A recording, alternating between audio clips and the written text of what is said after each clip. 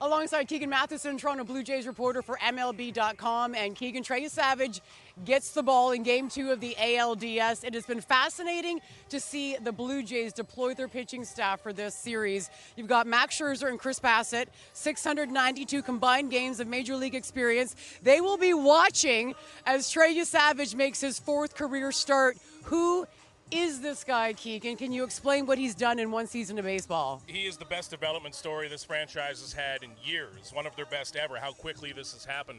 And Jen, normally I would try to compare this to another sport. Like in hockey, this is what would happen if you can't do that. It doesn't work compared to Major League Baseball. He started out playing in Single-A Dunedin, pitching against teams called the Mighty Muscles and the Hammerheads and a bunch of stuff that sounds made up.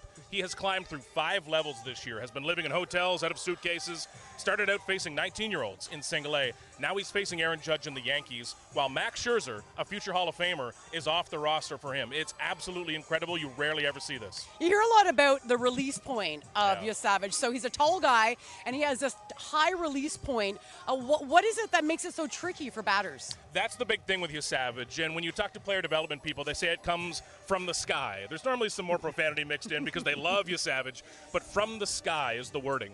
Now that does 2 things. Number 1 is the deception between the fastball and splitter. In a split second, a hitter needs to guess, is this coming in at 97 or is it going to dip in beneath my bat and make me look foolish? The other is with that big breaking ball he has, because since the breaking ball is coming from such a high point, it doesn't have that natural hump motion that you might see from a lower release point. So all of a sudden, everything looks the exact same for that first split second. And if you win the first split second, the hitters are going to look like they do against Trey Yesavage, which is fooled. Well, Kirk will be catching Yesavage as he did in the home debut. He will be back catching Yesavage for his postseason debut. Kirky coming off a 2-home-run night in Game 1 of the series. His teammates are effusive in their praise of their catcher, Alejandro Kirk. Do you feel like the baseball world is finally catching up and realizing what a good player this guy is? I think so. He's not just a curiosity anymore. I know that he is one of the shortest, stoutest baseball players in the game, but he's an incredible baseball player and such a natural baseball player as well. And when we ask Dalton Varsho about him today, what do you know about Alejandro Kirk? And all of his teammates say this, not much more than the rest of you.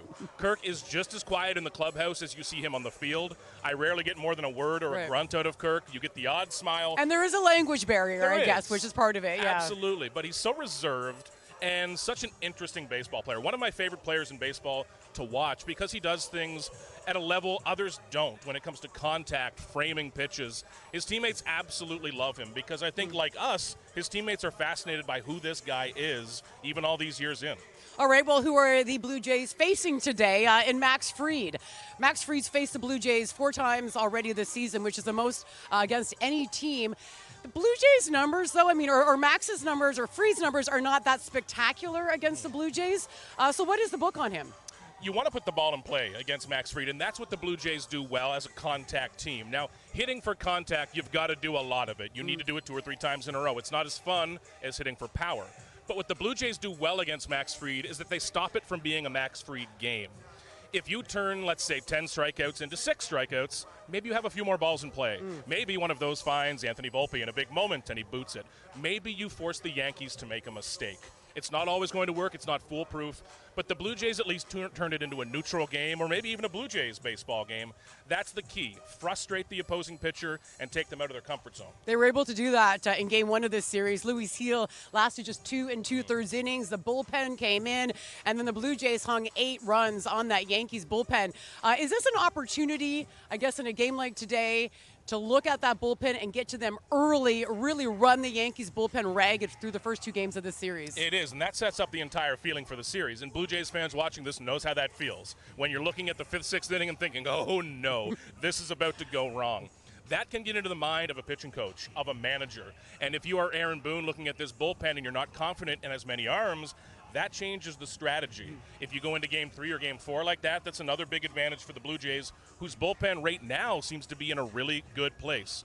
Bullpens, week to week, are completely different, but this is going to be a big one for the Jays if they can continue to add that anxiety and plant that seed in their minds. Well, the beautiful Skydome roof is open for the second straight day.